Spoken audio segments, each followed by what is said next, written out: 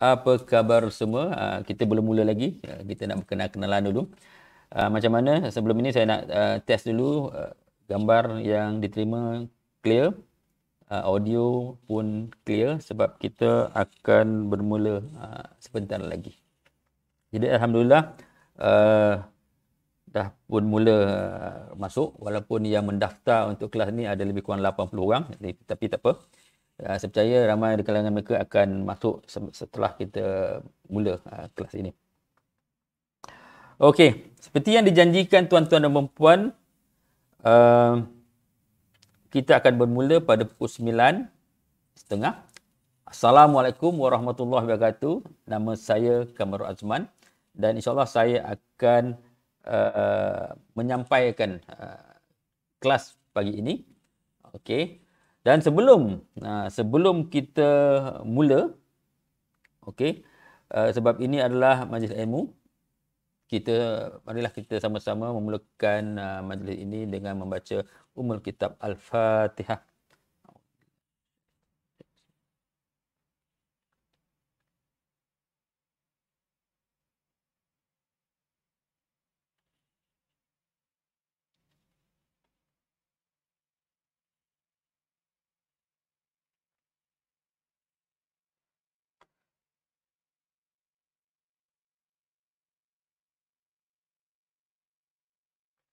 Bismillahirrahmanirrahim. Alhamdulillahirabbil alamin wassalatu wassalamu ala asyrafil anbiya'i wal mursalin wa ala alihi wa sahbihi ajma'in.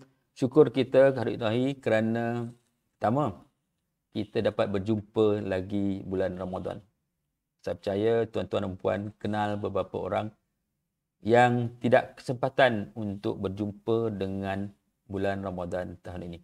Dan juga syukur kita kehadirat Ilahi kerana hari ini kita dapat berjumpa dalam satu majlis ilmu. Dan dengan teknologi yang ada sekarang ni, kita boleh bersama dalam majlis ilmu secara virtual. Tanpa meninggalkan rumah, ada sebuah tempat hujan. Dan kita tetap dapat berjumpa dan kalau boleh dapat menimba ilmu. Dan kalau boleh, kita dapat mengamalkan ilmu itu. Dan kalau boleh, ilmu-ilmu ini kita dapat manfaatkan bukan saja diri kita, tetapi juga masyarakat di luar sana.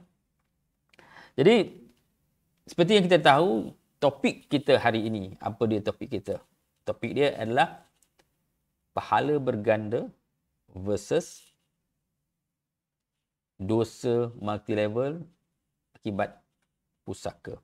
Jadi tuan-tuan dan puan, sebelum kita nak mula, kita tak go straight kepada topiknya. Kita kena lihat diri kita.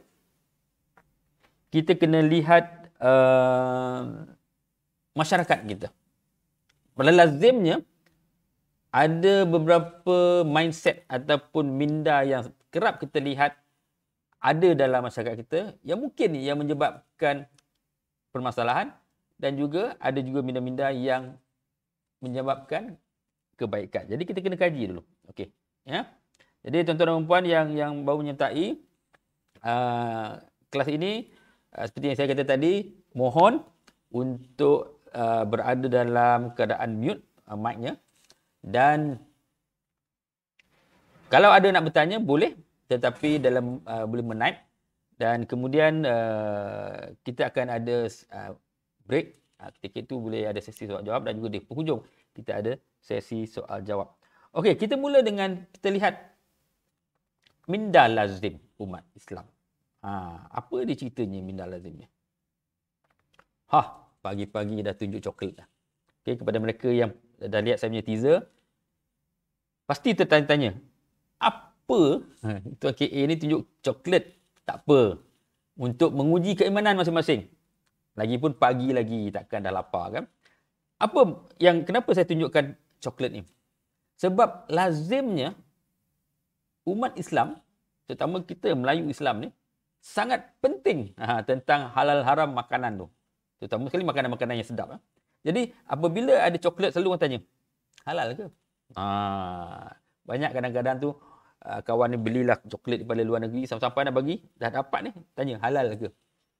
Dan kalau contoh memanglah tidak ada tanda halal, sanggup campak dalam tong sampah. Sebab apa? Takut dalam tu ada babi ke? Ini masyarakat kita. Sangat-sangat particular tentang bab makanan ni. Takut sangat kalau di dalam makanan itu ada benda-benda yang terlarang. Takut masuk dalam badan.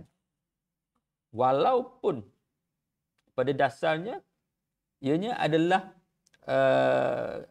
hearsay je, kabar angin pun itu pun dah menjadi masalah untuk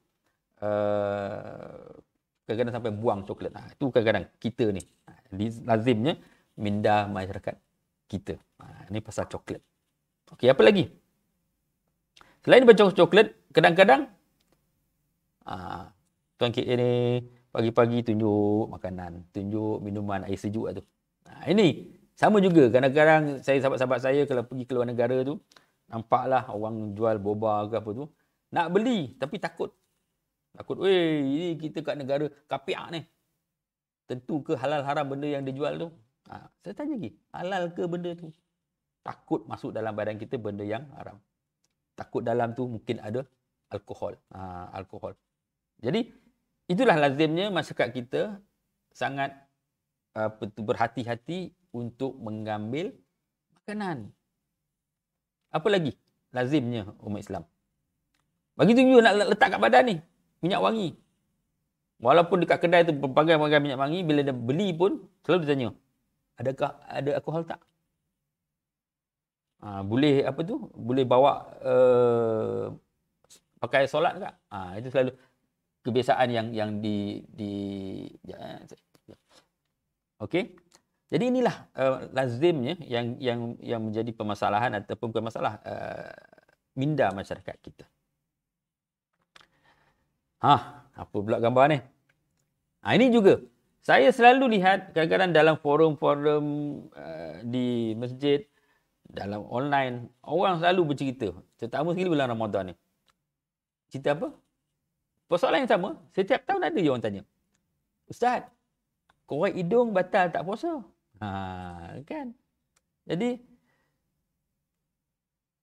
kadang-kadang dia punya soal jawab tu berpanjangan macam-macam lah. Siap ada kiraan berapa dalam masuk baru batal, masuk ujung tak batal, masuk banyak batal. Itulah yang selalu dipertikaikan. Sebab apa? Sebab kita orang Islam, satu takut termakan benda haram. Satu tertakut batal ibadat kita disebabkan perkara-perkara yang membatalkan. Dan kita ambil berat tentang benda ni. Itu minda lazim umat Islam. Bagus. Bagus.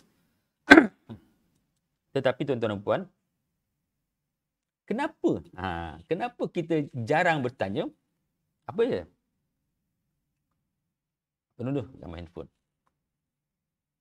Kalau kita asyik main handphone semasa kerja, halal ke duit gaji yang kita dapat tu? Ini sajalah nak kasih panas sikit. Jadi kita kadang-kadang fikir benda-benda yang begitu, tapi kita ada benda-benda yang kita tak nampak. Padahal benda itu pun boleh menimbulkan dosa. Contohnya, kita tidak amanah, kita ditugaskan untuk bekerja, tetapi kita curi-curi untuk hayal leka dengan permainan-permainan handphone dan benda-benda lain tidak berkenaan dengan kerjaan. Itu satu. Dan orang tanya, apa hal ni tak ada cerita tentang pusaka pun? Okey, kita masuk kepada bab pusaka. Kenapa tak tanya, okey, harta pusaka yang di mana ada orang ni ada hak, orang ni ada hak, orang ni ada hak. Kenapa tak tanya kalau kita termakan hak orang dalam pusaka tu berdosa tak? Ini sebenarnya yang banyak berlaku. Kami dalam industri ini lihat terlalu banyak. Di mana apabila sesuatu harta itu meninggal dia jadi pusaka dan mempunyai beberapa orang yang berhak ke atas pusaka itu, tetapi pembahagiannya, pewarisannya tidak betul. Ada orang terambil harta orang lain tanpa keredaan si pihak lain, maka berdosa. Tetapi bab itu ramai orang tak ambil peduli. Walaupun tahu kadang-kadang tetap buat, ataupun tak tahu langsung, redah saja dan tanpa sedar termakan harta batil. Itu dia. Tetapi tuan-tuan tak apa. Harta pusaka ni jangan takut. Sebab selain daripada boleh berdosa, sebenarnya kita juga boleh berpahala. Jadi harta pusaka tuan-tuan dan puan, kalau kita ada hak dan kita sedekahkan kepada orang lain yang memerlukan, dapat pahala tak? Dapat. Jadi inilah tuan-tuan yang puan yang saya nak tekankan hari ini. Bila berkenaan tentang pusaka, kita perlu ambil peduli. Kita perlu ambil peduli. Dan kita kena tahu kitanya pengurusannya supaya kita mengelakkan dosa dan kita dapat pahala. Jadi itulah tuan-tuan dan puan tajuk kita hari ini, di mana kalau kita tahu mengurus pusaka dengan betul, insya-Allah kita akan dapat pahala yang berganda-ganda. Kalau kita gagal ataupun kita tidak ambil peduli, kita tak ambil tahu, takut-takut kita akan dapat dosa. Bukan dosa biasa-biasa, tetapi dosa multi level. Jadi inilah topik kita tuan-tuan dan puan. Saya harap tuan-tuan dapat teruskan mendengar. Saya harap apa yang saya kongsikan hari ini dapat memberi manfaat bukan saja tuan-tuan dan puan, tolong sebar-sebarkan.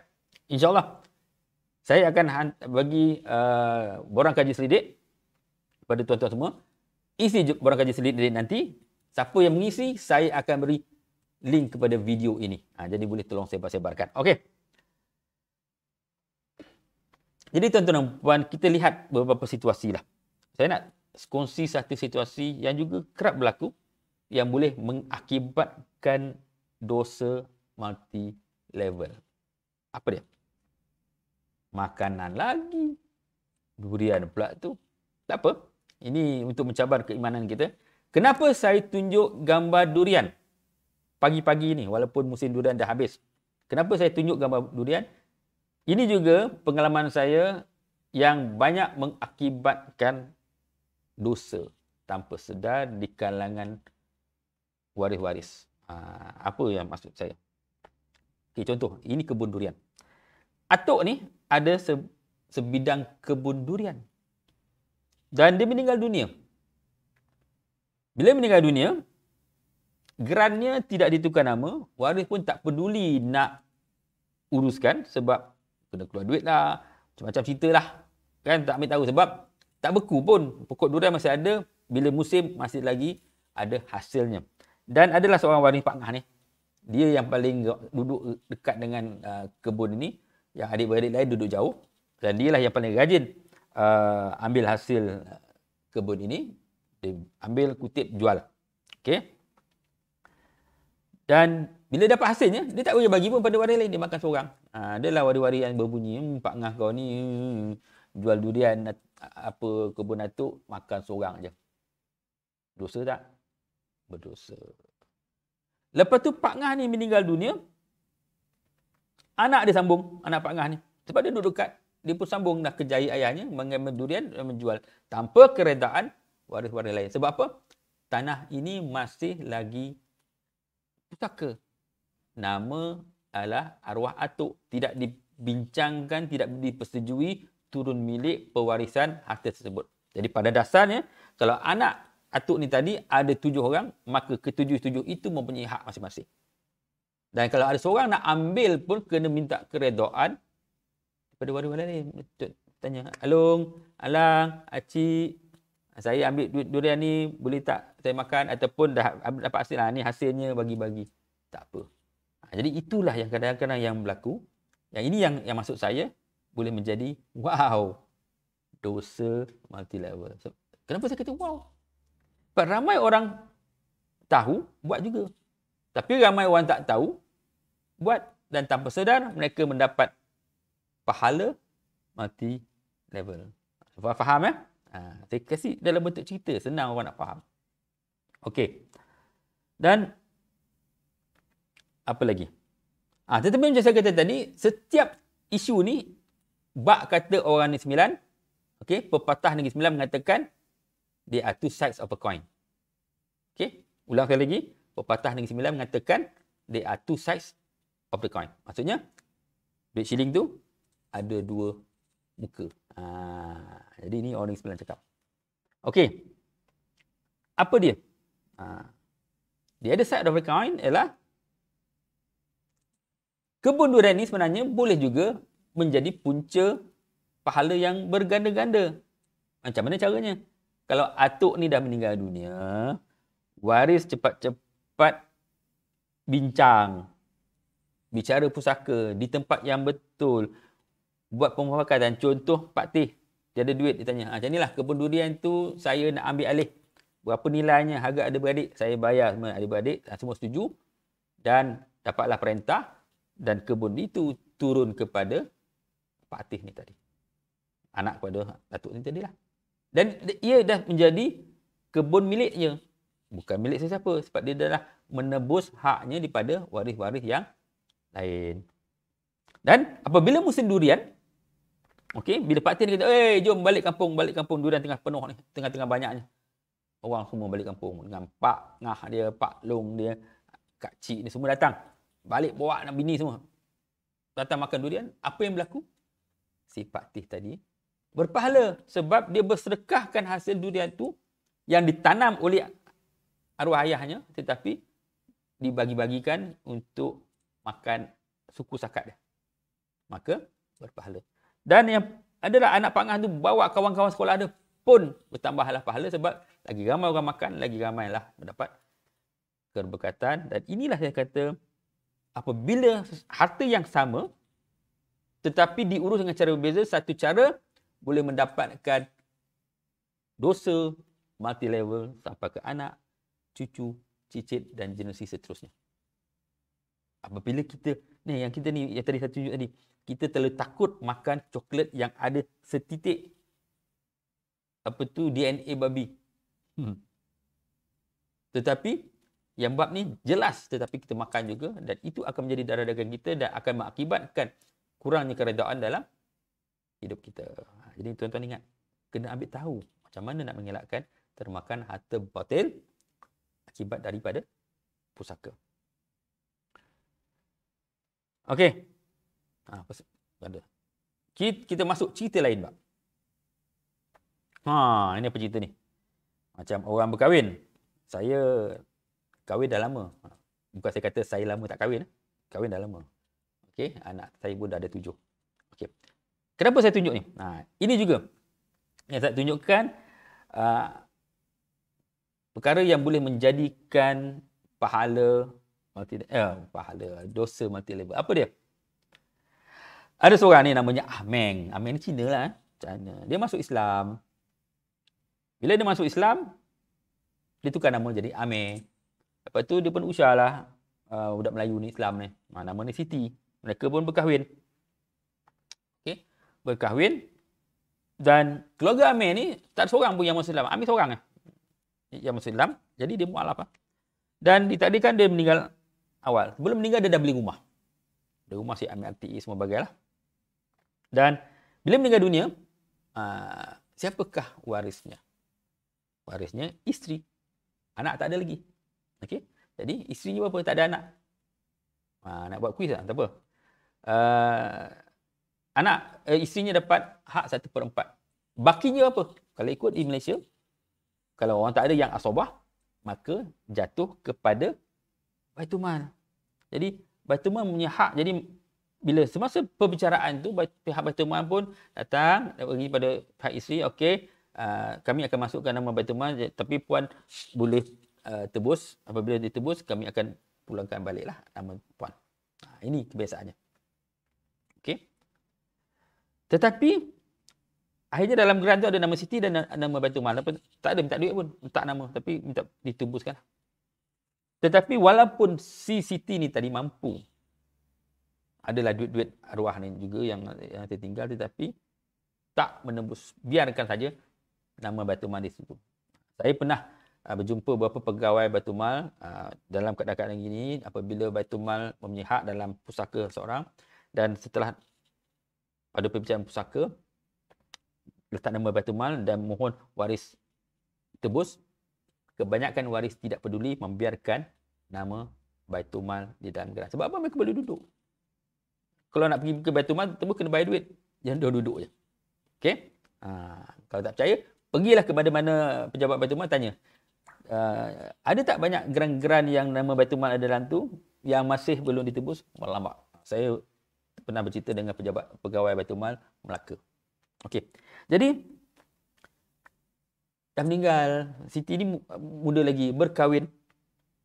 Berkahwin dapat anak, tetap duduk kat rumah tadi yang ada nama Baitulmal. Lepas tu bila dia dah tua, si Siti ni meninggal dunia. Dan anak dia dah ada rumah, jadi dia tak duduk kat rumah tu, dia sewakan rumah tu dan hasilnya dia makan.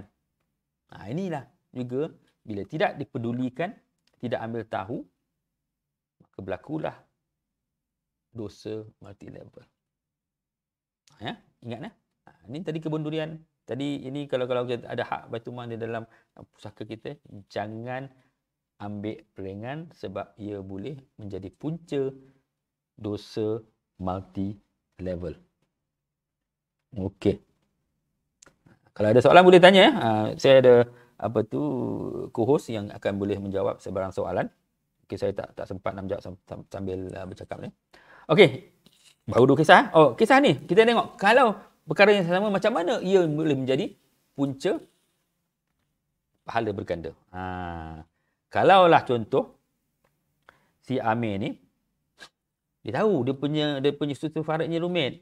Ada hak Baitul Mal, dia dah ambil takaful hayat siap-siap sebab dia tahu kalau dia tak sempat kumpul duit, kalau dia meninggal dunia, si isteri ni tadi mempunyai dana untuk menembus hak Baitul Mal. Jadi dia ambil takaful hayat dan hibah kepada isterinya. Okey. Dan isteri juga maklum struktur hak faraid si suaminya tadi. Okey. Dan apabila meninggal dunia, okey, si Siti tadi gunakan dana daripada takaful hayat yang telah dia dapat secara hibah tadi daripada si Amir dan dia menembus hak Baitul Mal. Dan Baitul Mal pun mengeluarkan nama dalam geran. Dan dalam nama dalam geran hanya nama Siti seorang saja. Dan contohlah kalau rumah itu bernilai 400,000, okey, dan tebusan yang dibayar kepada Baitul Mal adalah 300,000 dan hasil tebusan daripada Siti tadi, Baitul Mal boleh memberi manfaat kepada ramai masyarakat.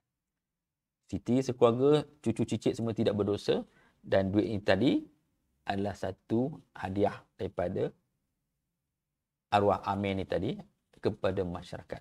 Inilah yang dikatakan pahala berganda-ganda. Tetapi malangnya, daripada pengalaman saya terlalu banyak benda begini berlaku, terlalu ramai masyarakat yang tidak ambil peduli, akhirnya walaupun ada potensi untuk berpahala tetapi mereka mengambil jalan untuk berdosa. Sangat-sangat sedih. Sebab apa? Tak tahu.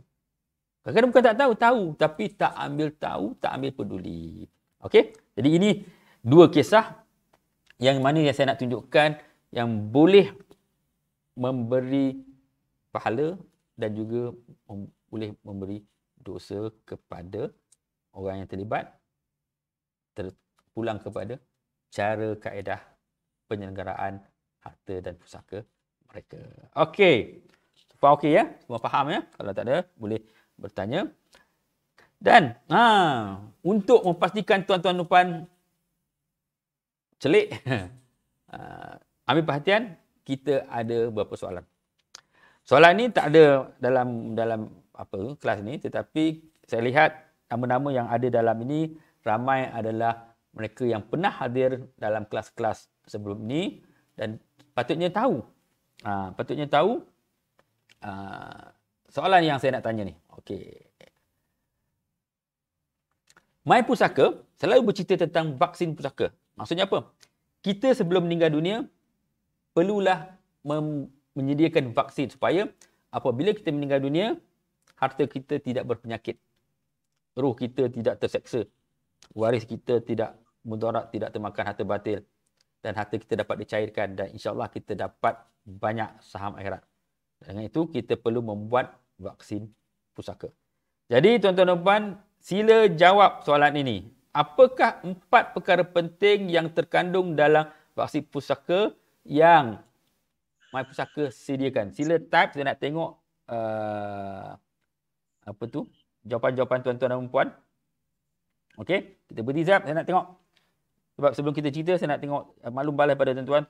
Tahu apakah perkara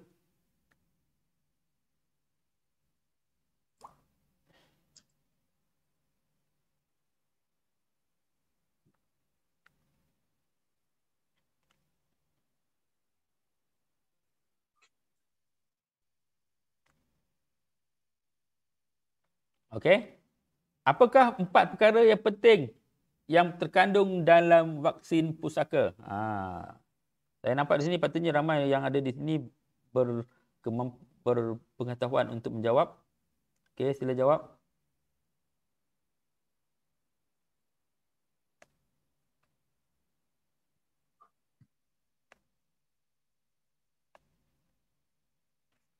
Tak tahu. Vaksin pusaka apa? Siapa saya tengok? Saya tengok nama-nama dalam ni. Patutnya ada yang tahu. Siapa nak menjawab? Voice. Betul. Salam. Allah. Ini saya pernah bercakap ni.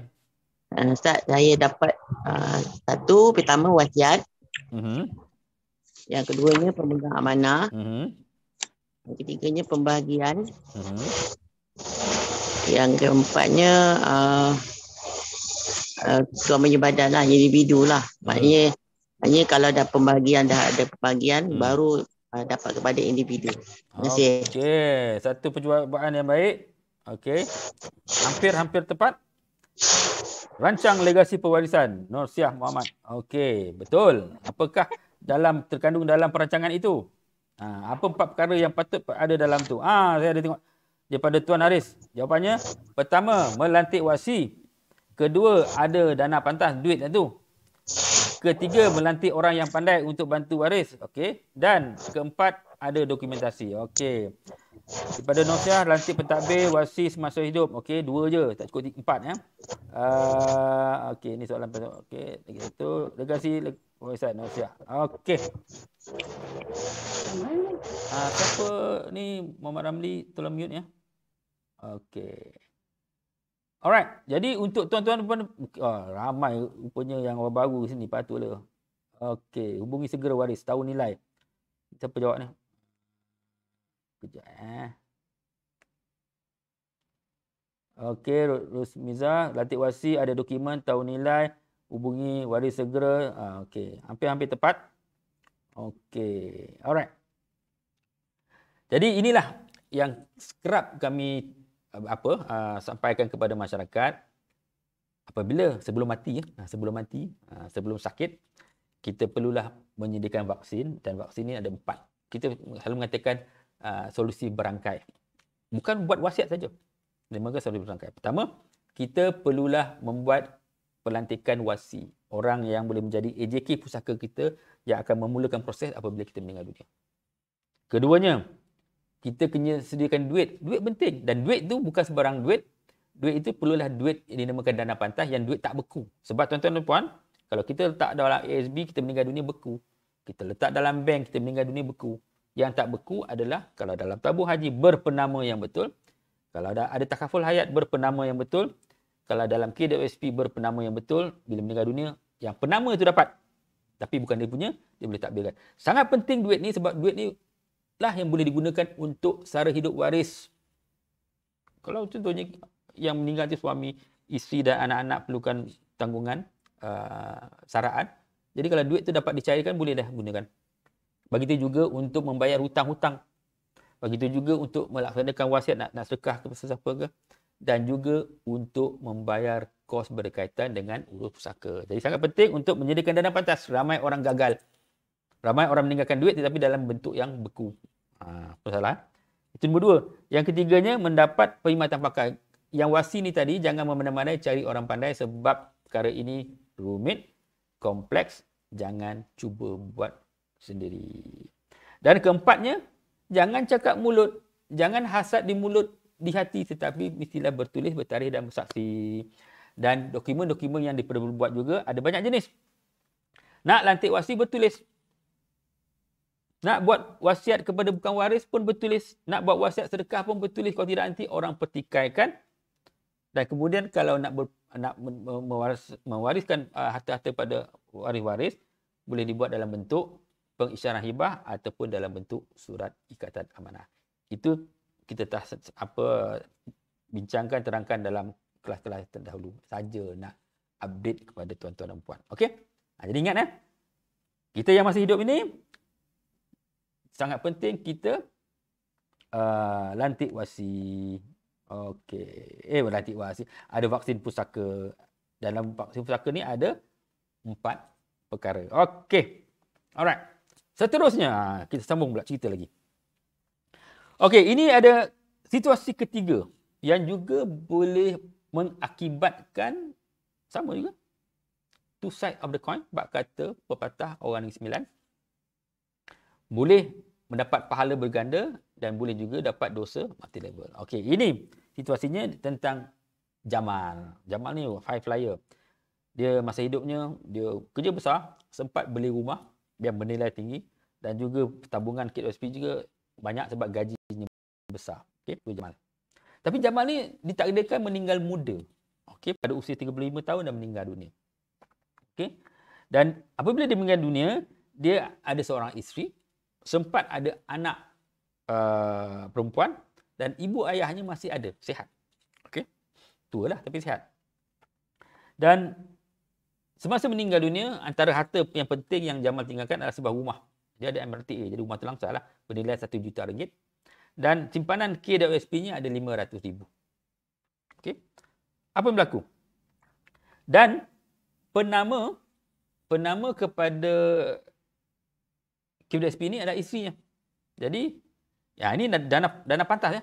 Bila dia letak penama, bila meninggal dunia,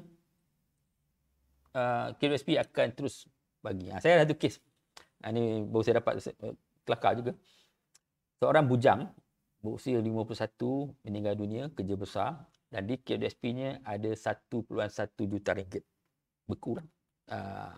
Bila warisnya siapa? Warisnya adalah ibu dan ayahnya. Ibu berumur 79 tahun, ayahnya berumur 81 tahun. Keduanya dah uzur. Jadi kami yang minta bantu, kami datang ke rumah kedua-dua mereka, tanyalah. Ni KWSP ni macam mana? Entahlah, ada penama tak? Tak tahulah. Jadi kami ambil untuk bawa, untuk uruskan bersama dengan harta-harta lain. Dan baru ni, saya datang melawat kedua pasangan ini. Makcik cakap, tanya pasal KWSP. Rasa dah keluar lah. Hari tu makcik pergi tengok bank, suruh budak ni pergi tengok bank, tiba-tiba banyak duit makcik. Terkejut dia. Dia pergi ambil pencen dia, tengok-tengok dalam pencennya ada RM1 juta lebih. Sebab KWSP rupanya arwah ni sebelum meninggal dunia telah pun membuat penama emak dia, dah beritahu, letak nombor akaun emaknya siap-siap. Jadi bila meninggal dunia, KWSP tahu yang akaun holder ni dah meninggal dunia dan mengikut rekod, penama adalah emak ya, dan dia dah masuk terus kepada akaun emak. Terkejut makcik ni, tengok duit dia ada RM1 juta. Jadi ini namanya duit dana pantas. Tetapi penama KWSP untuk orang Islam hanyalah pentadbir. Bukan, saya katakan makcik, bukan makcik semua. Makcik ni ada hak. Ayolah, hari tu dah pergi dah mahkamah syariah. Hakim tu cakap, pakcik kau 2/3, makcik 1/3. Marah dia. Makcik yang mengandungkan arwah ni tapi makcik dapat 1/3. Itu hakikatnya. Alright. Jadi itulah. Itu isu cerita ni. Siapa ni minta mute ya.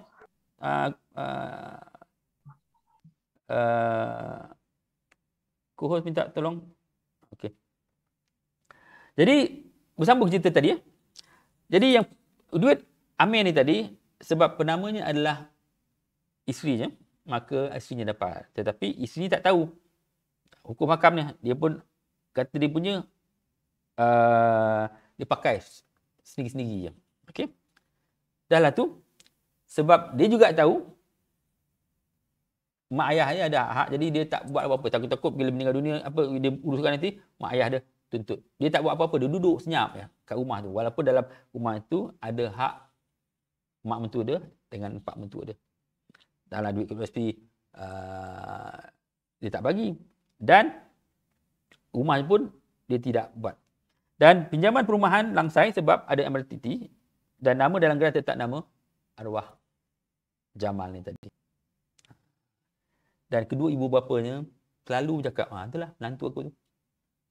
Pusaka anak aku habis dia bolot. Bercerita dengan semua orang. Maksudnya dia tidak redha. Jadi inilah Jamal ni tak nak pun, tak berniat pun untuk membuat bila meninggal dunia untuk isteri yang dia sayang tadi berdosa. Tetapi dia tidak menyediakan penyediaan yang bagus, perancangan yang bagus, dan isteri pun mungkin tak faham ataupun faham buat tak tahu. Dan si mak ayah pun sebenarnya tak tahu yang dia boleh melepaskan dengan redha. Okey, maka dia menyimpan rasa tidak puas hati Lagi disimpan rasa tidak puas hati sekali, itulah si isteri kepada Jamal tadi berdosa. Sebenarnya kedua ibu bapanya nak melepaskan hak tak ada masalah pun. Mereka adalah pesara kerajaan, mempunyai pencen, mempunyai harta. Tak ada masalah pun.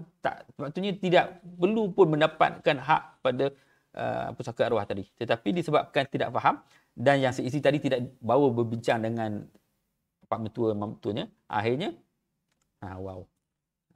berdosa tak isi ni? Memang berdosa. Adakah arwah Jamal ni tadi berniat untuk menyebabkan isterinya berdosa? Tidak. Tetapi ia berlaku disebabkan kurangnya kefahaman, kurangnya perancangan. Jadi inilah yang saya nak tekankan kepada semua. Okey. Tetapi macam mana kita buat situasi yang sama tetapi boleh mendapat pahala yang berganda-ganda?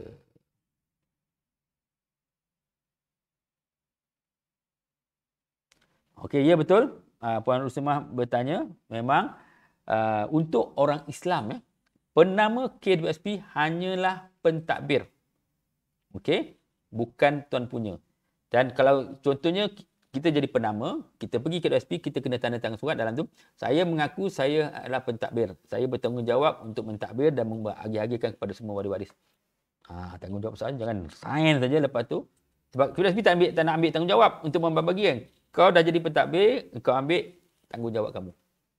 Apabila dia menandangi surat pentadbir itu, dia tertakluk kepada akta pemegang amanah. Kalau dia cuai, dia boleh sabit kesalahan. Ya? Okey. So, macam manakah untuk kisah yang sama ni tapi boleh mengakibatkan pahala berganda? Mari kita lihat. Kalau sebelum meninggal, okey, Jamal tadi sempat membuat vaksin pusaka yang kita kata tadi lah. Okey. Di mana selepas meninggal saja si isteri ni tahu arwah telah melantik dan dia sebagai wasi dan ayah mertua dia sebagai wasi kedua. Dan arahannya jangan memandai-mandai, kau panggil orang pandai. Duit dah siap. Okey. Jadi si isteri mu panggillah kaunselor, okey. Dan kaunselor itu pun menceritakan, tuan, ini ada apa tu? Sebab Amir ni, agensi Jamal ni hanya buat pesanan saja, dia tak buat hibah. Okey. Jadi kita katakan okey, boleh bermuafakat. Okey, tuan, puan yang ada hak dalam rumah ini boleh dengan redha melepaskan hak supaya menantu dan cucu ni tadi boleh duduk dan meneruskan kehidupan mereka. Jadi selepas mendengar itu, si mak ayah dia kata, ini peluang pahala percuma. Bukan titik peluh saya pun rumah ni. Jadi kalau saya lepaskan, saya tanya, berapa nilai? Nilai 1 juta. Berapa yang kira yang saya sedekah kepada menantu saya? Tuan dengan puan, keduanya mempunyai hak 3/8. Jadi kalau kedua-dua tuan dan perempuan melepaskan, seolah mensedekahkan semula 3/8 kepada menantu. Bernilai 375,000. Saya tanya balik, tuan pernah tak bersedekah sebanyak ini? Tak pernah. Inilah peluangnya.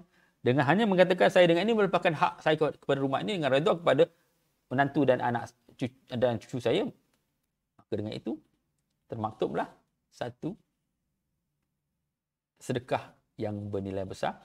Dan sedekah yang paling afdal adalah sedekah kepada keluarga terapat. Ini keluarga rapat ni, menantu dengan cucu.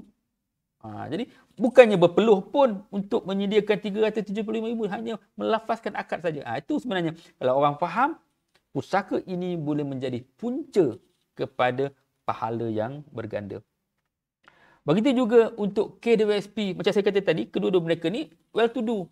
Tak perlu pun dapatkan, dah tua, dah tak lama lagi dah. Tak perlu pun ada duit banyak.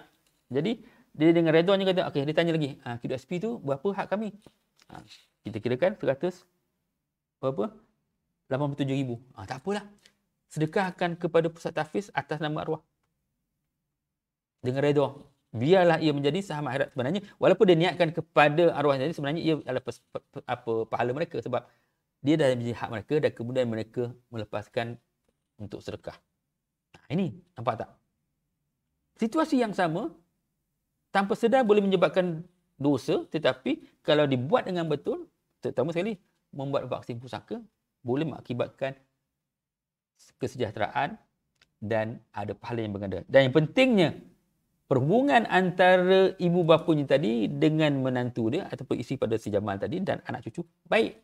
Tak ada berbunyi-bunyi, tak ada mengumpat-ngumpat. Baik sebab semuanya elok. Kan? Inilah kadang-kadang yang kita lepas pandang, kita terlalu takut nak membuat sesuatu sebab kena keluar duit, tetapi akibatnya apabila kita tak ada nanti, isteri kita boleh berdosa, perhubungan antara isteri kita dengan mak ayah kita mungkin boleh terganggu. Jadi sangat penting, kalau dibuat dengan betul, insya-Allah kepada mak ayah kita boleh dapat pahala free. Kalau faham, kalau buat dengan betul dan dinasihat dengan oleh orang yang pakar. Okay, ini sangat penting ya. Ini situasi yang kita boleh lihat pahala berganda. Okey. Quiz time lagi. Okey, tak boleh. Kalau kita tak ada quiz, susah. Sebenarnya quiz ni bukan apa. Lepas ni ada break. Saya nak berhenti rehat kejap. Kita pun dah 1 jam. Okey. Baru 40 minit. Tak apa. Satu kelas di sekolah pun 40 minitnya satu sesi. Okey. Saya akan beri soalan quiz. Okey. Dan tuan-tuan jawab. Sementara itu, kita akan take a break. Lebih kurang 5 minit. Okey. Dan sementara itu bolehlah jawab. Okey. Dan kalau ada sebarang pertanyaan-pertanyaan lain juga, boleh juga type ataupun gunakan voice lah untuk bertanya. Okey, quiz time. Namakan, ni mudah sangatlah rasanya quiz ni. Tapi tak apa pun. Tak ada hadiah. Tak ada hadiah kat soalan mudah tu. Hanya nak beritahu ya. Namakan 3 institusi yang boleh kita pergi untuk membuat permohonan urus pusaka. Untuk yang tak maklum kan, harta arwah ni, kalau nama-nama geran mereka, kereta-kereta nama mereka, akaun bank mereka, perlu diuruskan, perlu buat permohonan, perlu ada perbicaraan pusaka supaya dapat 2 surat. Tetapi nak beritahu lah, nak tanya dulu, you all tahu tak kat mana tempat-tempat yang kita boleh buat permohonan urus pusaka? Soalan bocornya, ada 3 tempat di Malaysia ni. Tolong namakan ketiga-tiga tempat ini. Silakan kita jawab. Sementara itu kita take a break. Boleh? Okey. Assalamualaikum. Yang pertama, Baitul Mal. Yang kedua, Raya. Yang ketiga, Pusaka Kecil. Terima kasih. Yang kedua, apa tadi? Amanah Raya, Pusaka Kecil dengan Baitul Mal. Terima kasih. Tadi Ustaz cakap betul? Betul. Betul masalah. Betul masalah. Okey. Terima kasih.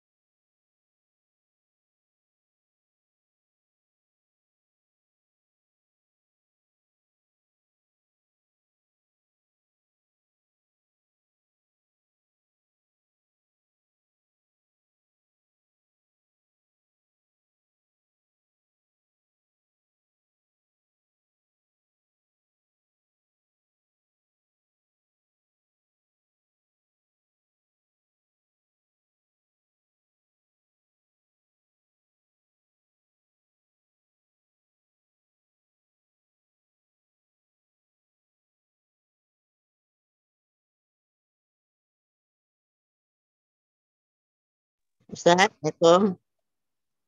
Ustaz, kalau melantik peguam,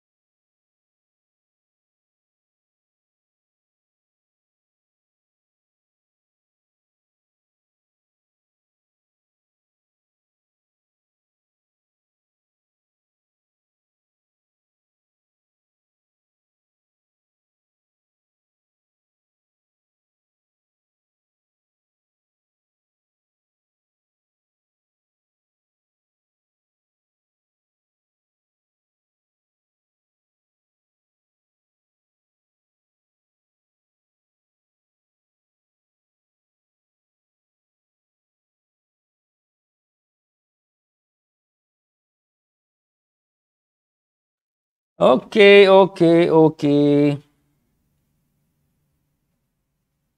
Okey, lupa dah mute.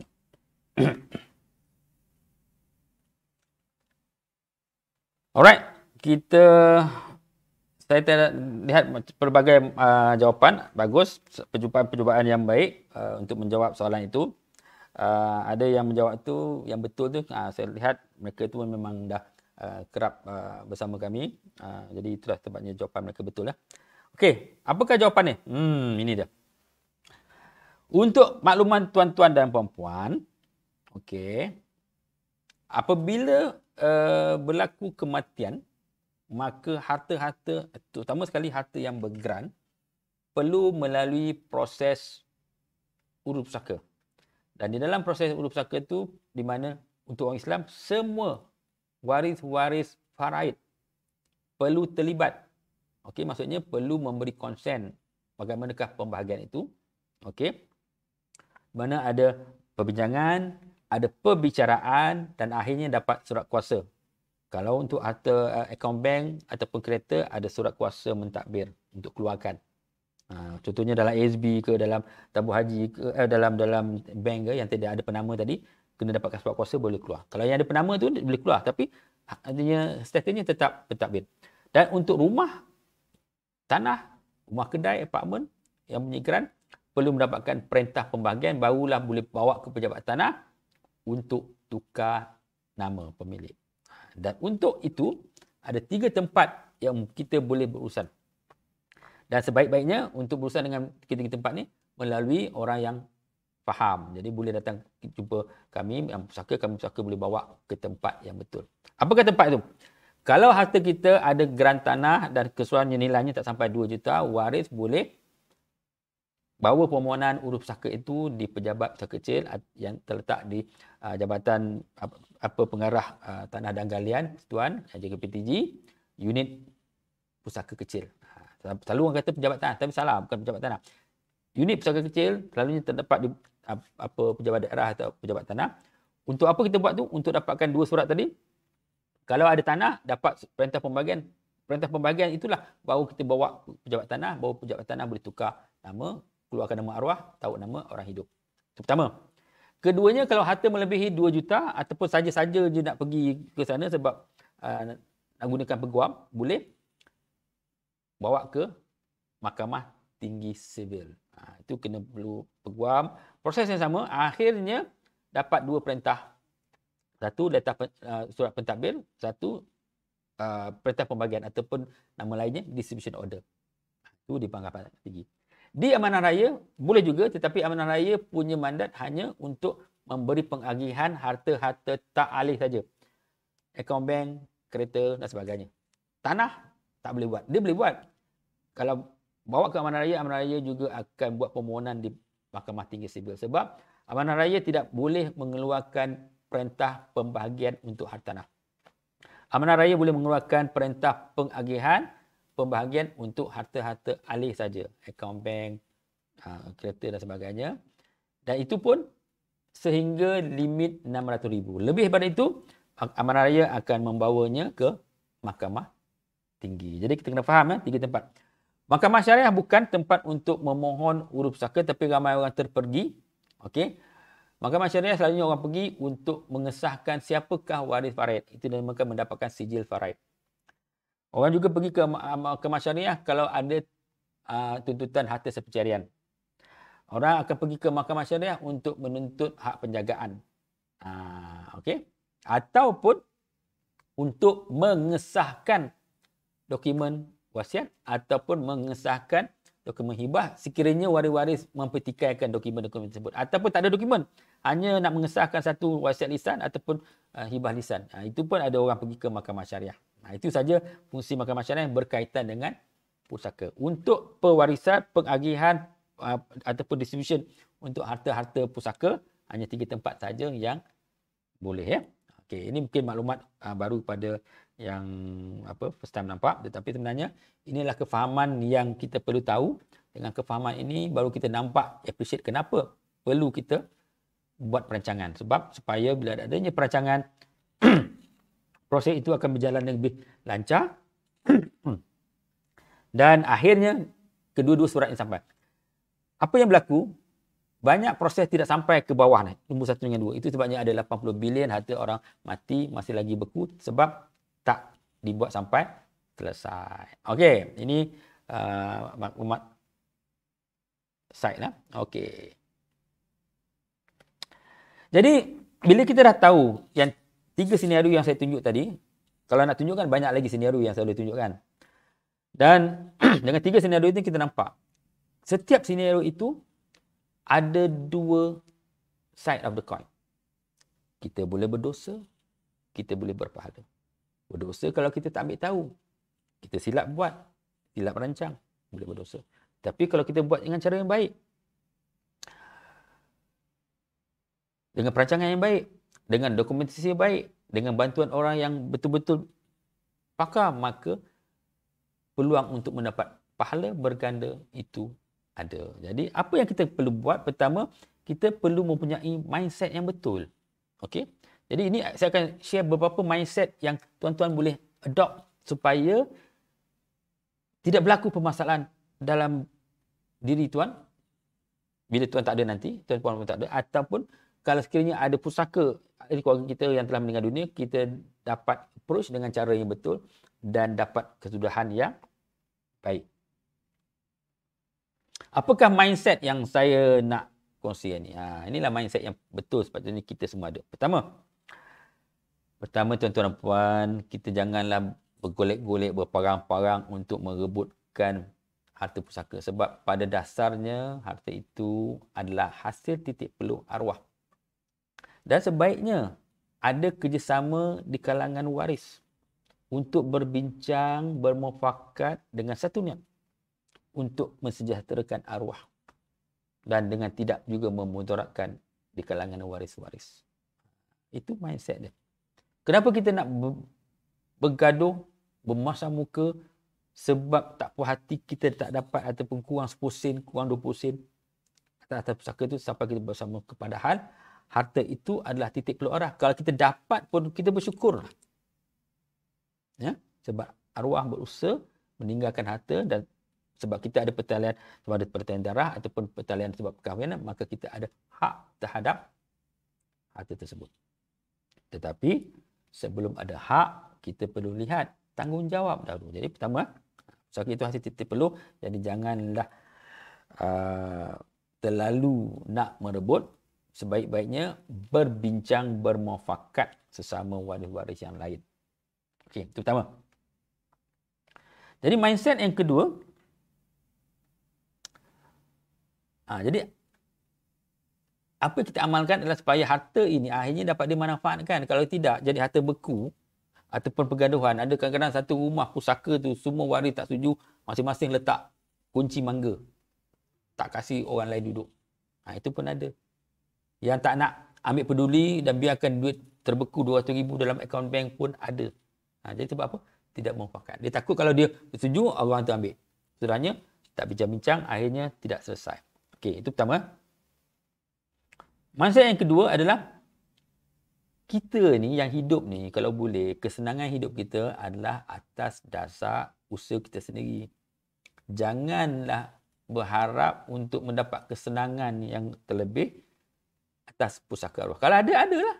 Contohnya, arwah ayah kita meninggalkan 40 juta. Alhamdulillah lah. Senang. Tetapi janganlah kita berharap, nanti mati orang tua tu aku kaya. Tak. Kita ni kalau dilahirkan ada kederat, ada ilmu, maka kita cuba dapatkan kesenangan. Sebab apabila kita dapat berdikari, kita boleh menyara hidup kita. Maksudnya apa? Kita membantu emak ayah kita mendapat satu amalan yang mereka bawa ke akhirat, iaitu amalan ilmu yang dimanfaatkan.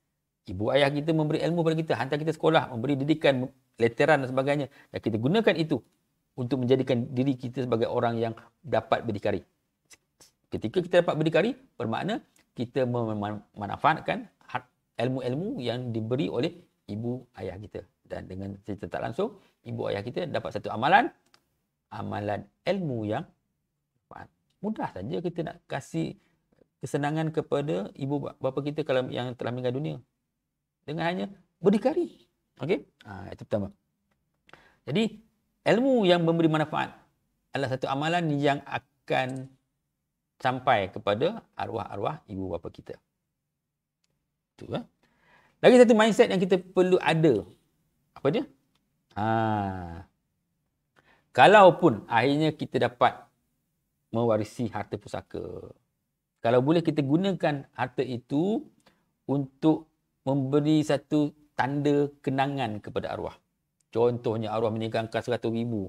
Kita bersetuju untuk sama rata. Ada 4 beradik dapat seorang 20,000. Buatlah sesuatu yang boleh mengingatkan. Contohnya kita renovate pos kita renovate dapur kita. Kita buat apalah. Ataupun dapat menyelamatkan ataupun bantu kita belajar. Dan akhirnya kita selalu kenang, ni aku dapat degree ni sebab dapat duit pusaka arwah. Ni yang dapur ni yang cantik ni sebab duit arwah mak. Atuk kau punya duit ni. Yang kau pergi dapat masuk UM tu yang bayar tahun pertama, tu duit arwah atuk kau. Jadi kita gunakan pusaka itu supaya kita sentiasa mengenangkan. Bila kita terkenang, tanggungjawab kita doakan. Dan inilah yang kadang-kadang orang bila dapat pusaka, hore-hore.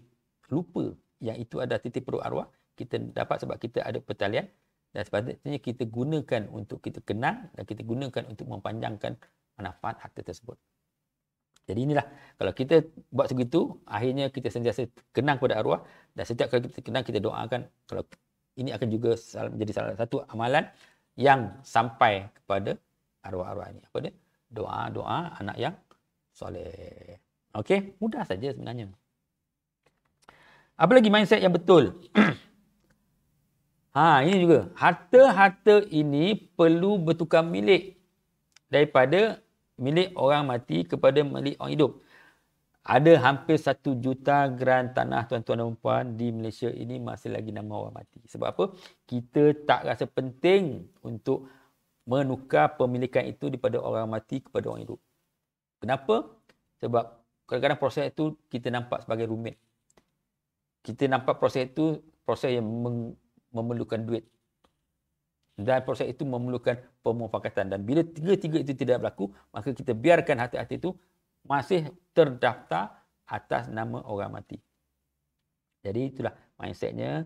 Meninggal saja kita perlu segerakan. Sebab lagi lama kita tunda, akan menjadi bertambah rumit. Dia tak akan menjadi bertambah senang. Bertambah rumit. Sebab apa? Ada waris meninggal lah, orang dah lupa lah hasrat, susah nak bincang lah, situasi dah berbeza.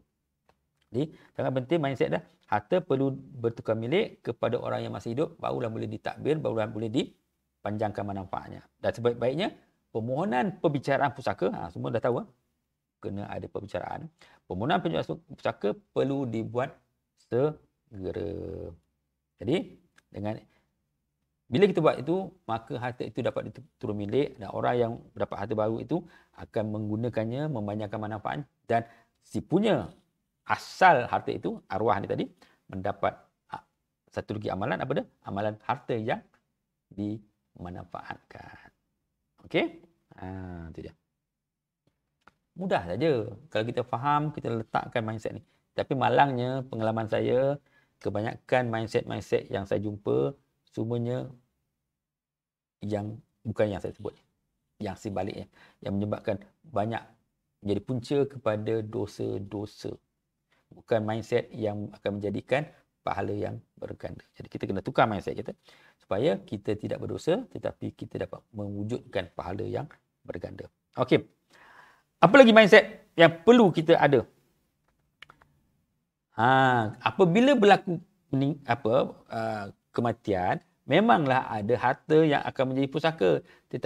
Dan kita sebagai waris ada hak. Tetapi sebelum hak itu, tanggungjawab kita ialah laksanakan wasiat kalau arwah buat. Kalau arwah ada buat kata nak sedekah kepada sesiapa, buatkan. Jangan kita tak ambil peduli. Kalau arwah sebelum meninggal dunia, dan kata, Aman, kalau ayah meninggal esok, ni dalam tabung haji ni tak kira ada berapa, tolong sedekahkan 1/5. Jadi, bila meninggal jangan kita 1/5 banyak sangat. Bagi 1,000 sudahlah. Padahal tak sampai 1%. Ya? Jadi, tanggungjawab kita. Tanggungjawab siapa tu melaksanakan wasiat? Adalah tanggungjawab waris. Okey? Laksanakan wasiat dahulu sebelum kita ambil hak kita. Supaya bila ini berlaku, ia akan menjadi sedekah amal jariah arwah tadi. Dia wasiat kepada anak buah, dia wasiat kepada anak angkat, dia wasiatkan kepada masjid, wakaf dan sebagainya. Bila ia berlaku, ia juga ia akan menjadi sedekah amal jariah kepada arwah tadi. Dan kita sebagai waris, kita telah menjalankan tanggungjawab kita sebelum kita mengambil hak kita. Kebanyakan waris ni hanya fikir hak saja, tak nampak tanggungjawab. Okay, itu mindset dia. Lagi satu, kalau sekiranya arwah ni berhutang dan kita tahu ia berhutang, jangan kita ambil hak kita dulu. Kita bayar hutang. Itu sebabnya banyak saya lihat kadang-kadang tu arwah ni adalah K2SP, ada tabur haji dan sebagainya bila meninggal dunia sampai kepada penama. Duit tu sampai dulu. Lepas tu lepas sebulan adalah kredikan arwah. Waris tak peduli nak bayar. Sebab dia nampak, wah kalau aku bayar pada hutang kredikan, amount cash dah kurang. Jadi aku dapat kurang. Tak apalah. Takkanlah bank ni nak cari sampai lubang kubur kan. Nak kutip hutang. Peduli lah kredikat. Tapi lupa. Tanggungjawab waris adalah untuk memastikan apa saja hutang-hutang si arwah dibayar, dilunaskan. Dan kita sebagai orang yang nak meninggal ni, jangan kita membebankan waris. Meninggalkan hutang tapi tak tinggalkan duit. Jadi kalau kita nak mati, pastikan kita ada harta yang cukup untuk membayar apa saja hutang-hutang yang kita tinggalkan. Jadi sebenarnya benda ni ada terkandung dalam surah An-Nisa ayat 11, ayat 12, ayat yang menjadi rujukan untuk hukum faraid. Tetapi ramai orang nampak hanya pecahan pembahagian tapi tak nampak kering. Kalau lihat, nampak tak nampak? Dalam surah An-Nisa ayat 11, dalam itu terkandung semua pecah-pecahan, siapa yang berhak sebagainya. Tetapi terkandung juga satu ayat yang bermaksud pembahagian itu ialah sesudah diselesaikan wasiat yang telah diwasiatkan oleh si mati dan sesudah dibayar hutangnya. Yang ini kita sibuk nak menuntut, bergolek, berparang untuk mendapatkan hak, tetapi kita lupa tanggungjawab kita. Menyelesaikan wasiat yang telah dibuat oleh si mati dan juga membayar hutang si mati. Ini kadang-kadang yang kalangan waris cuai ternampak. Ini sekali Allah sebut dalam surah An-Nisa ayat 11. Pembagian setelah diselesaikan wasiat yang telah yang diwasiatkan oleh si mati. Dalam surah An-Nisa ayat 12, 3 kali lagi Allah ulang dalam bentuk yang berbeza. Pertama, sesudah ditunaikan wasiat yang mereka wasiatkan. Mereka wasiat. Bila mereka maksudnya kita sebelum mati, kita kena buatlah. Maksudnya mereka, si mati ni tadi. Dengan kata lain, digalakkan orang nak mati ni buat wasiat. Dan sesudah dibayar hutangnya. Okey. Dan diulang kali dalam bentuk berbeza. Sesudah ditunaikan wasiat yang kamu wasiatkan. Dia ceritakan kepada kita yang masih hidup ni. Ni, kau nak mati ni, kamu wasiatkan. Kita sebelum mati kena buat wasiat. Okey, supaya jelas. Dan setelah dibayar hutang kamu. Jadi kalau kamu berhutang, kamu kena siapkan duit. Ni Allah tujukan kepada orang yang masih hidup. Yang klausa tadi ditujukan kepada waris. Kita tolong bantu laksanakan wasiat yang dah mati ni. Tapi kita kalau masih hidup, yang bakal jadi jenazah, okey, maka kita buatkan wasiat dan kalau ada hutang, pastikan kita tinggalkan. Dan last sekali di hujung, sesudah ditunaikan wasiat yang diwasiatkan oleh si mati, ini ditujukan kepada waris lah. Dan sesudah dibayar hutangnya, kita waris janganlah tak nak tunaikan wasiat arwah, mempertikaikan wasiat arwah ni, dan juga mempertikaikan hutangnya dan ataupun ambil cuai untuk membayar hutangnya. Dan yang saya tanda merah ya. Dan wasiat-wasiat yang tersebut hendaklah tidak mendatangkan mudarat kepada waris-warisnya. Kalau kita nak buat wasiat pun jangan buat wasiat yang memudaratkan. Dengan mengenepikan hak beberapa waris-waris yang lain, kita kena berlaku adil dalam pembuatan dokumen wasiat kita. Okey. Ini yang saya nak tekankan tentang pentingnya kita ada mindset yang betul. Okey. Sambung lagi. Mindset yang betul. Apa lagi? Sebaiknya kita buat perancangan semasa hidup. Buat vaksin pusaka tadi. Sebab kenapa kita buat perancangan? Ini bukan saya cakap saja. Rasulullah pun memperingatkan kita untuk membuat perancangan. Ini ada satu hadis. Hadis hadis kan hadis ada nombor. Hadis 4259 riwayat Imam Ibn Majah. Okey. Besar. Okey. Saya tak nampak kan. Jadi Allah bin Umar radhiyallahu anhu berkata ketika beliau sedang duduk bersama Rasulullah, datang seorang lelaki memberi salam dan bertanya kepada Rasulullah sallallahu alaihi wasallam, siapakah orang yang paling baik dari kalangan orang yang beriman? Rasulullah menjawab, orang yang paling baik adalah orang yang berakhlak mulia. Orang tu tanya lagi, siapakah orang yang paling cerdik dalam kalangan orang yang beriman?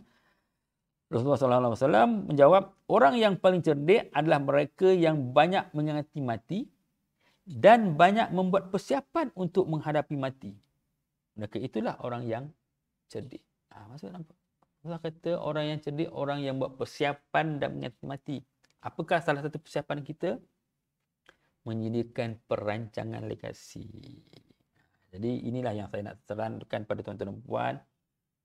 Okey, memang untuk membuat perancangan untuk mati ni ada proses.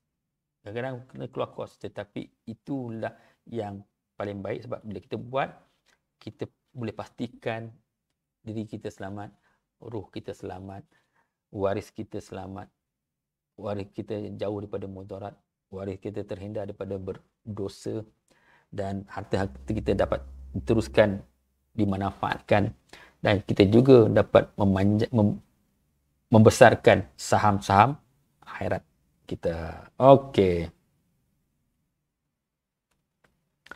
Dan satu lagi mindset yang betul ialah sebaik-baiknya perancangan itu dibuat secara bertulis dan juga ada tarikhnya dan juga ada saksinya. Sebab ini pun adalah antara perkara yang kadang-kadang kita ambil cuai, ambil leka, ambil ringan. Hanya satu tak buat langsung pun ada. Dan ada juga yang buat tapi hanya di mulut saja ataupun simpan dalam hati je ataupun tulis sendiri tapi dengan format yang tidak betul, tidak ada saksi, tidak ada tarikh. Menyebabkan ia menjadi permasalahan. Sebenarnya benda ni juga kalau kita buat dia akan menjadi satu perkara yang dalam tu ada wasiat sedekahnya, wasiat wakaf dan akan menjadi sedekah amal jariah kepada harta-harta kita. Okey. Yang saya nak tekan kali ini sebenarnya peringatan untuk membuat sesuatu secara bertulis ada terkandung dalam Al-Quran. Dalam surah Al-Baqarah ayat 282. Walaupun ini sebenarnya menjurus kepada urus jual beli yang ada hutang, tetapi benda ni kita boleh guna pakai untuk benda lain, untuk membuat perancangan, untuk membuat pesanan pewasiatan kita. Okey. Allah berfirman dalam ayat surah Al-Baqarah ayat 282, wahai orang-orang yang beriman, apabila kamu menjalankan sesuatu urus dengan hutang piutang yang diberi tempoh sehingga ke satu masa yang tertentu, maka hendaklah kamu menulis hutang dan masa membayarnya. Ada amount dan ada tempoh bayaran. Panjanglah ceritanya. Dan hendaklah kamu mengadakan 2 orang saksi lelaki dari kalangan kamu. Ini ayat antara ayat yang paling panjang.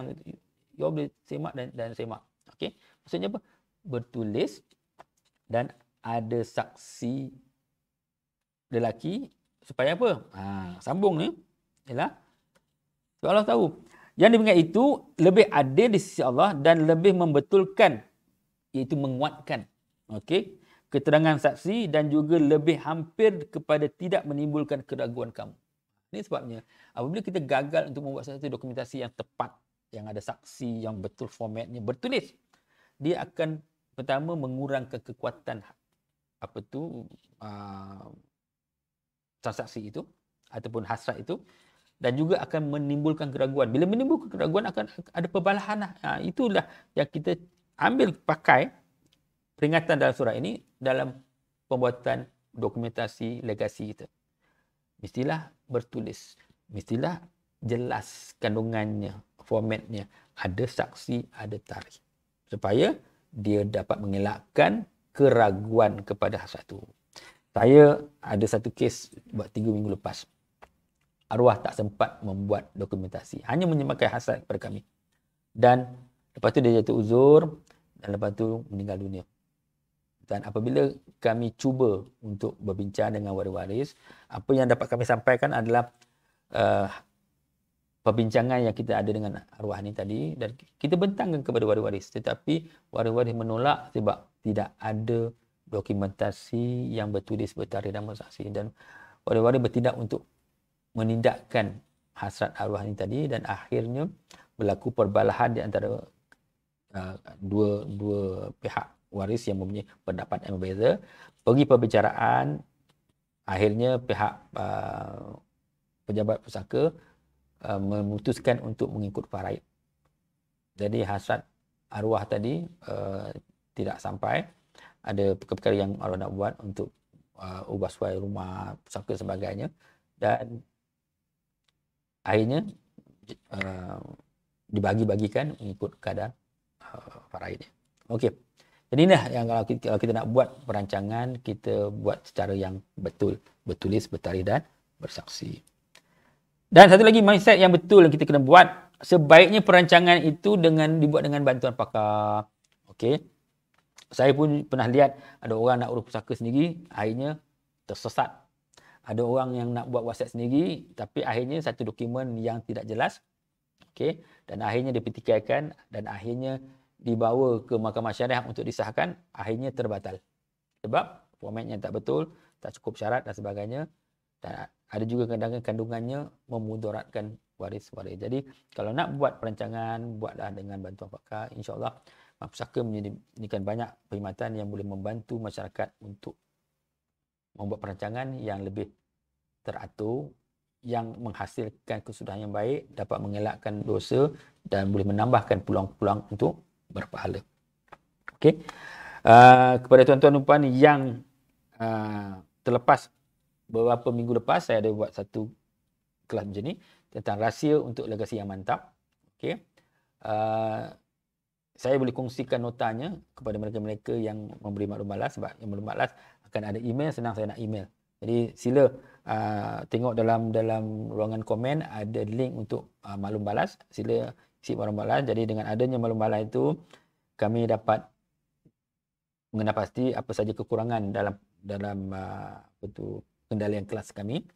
Dan juga dalam masa sama kita nak mendapatkan nama tuan-tuan dan puan dan email, supaya dengan itu kami juga mudah untuk menghantar maklumat tambahan. Jadi saya ada nota untuk 7 rahsia legasi yang mantap. Jadi kepada mereka yang mengisi borang maklum balas, insyaAllah kita akan hantar. Okey. Dalam tu apa yang kita terangkan simple je. Untuk membuat perancangan legasi yang mantap sangat penting kita mesti ada motivasi untuk mengumpul harta. Okey. Selalunya motivasi datang daripada pihak lain. Oh, kita ada anak, kita ada isteri, dia akan lebih motivasi. Ataupun kita ada anak sulung dan ibu bapa kita tak sihat, jadi kita ada motivasi untuk bekerja untuk mendapatkan harta. Dan bila kita ada pendapatan, mesti ada lebihan. Bila ada lebihan, kita akan kumpulkan harta-harta yang berstatus baik, bukan harta-harta yang tidak tentu arah pemilikannya. Okey, pastikan kita beli harta yang status betul. Okey.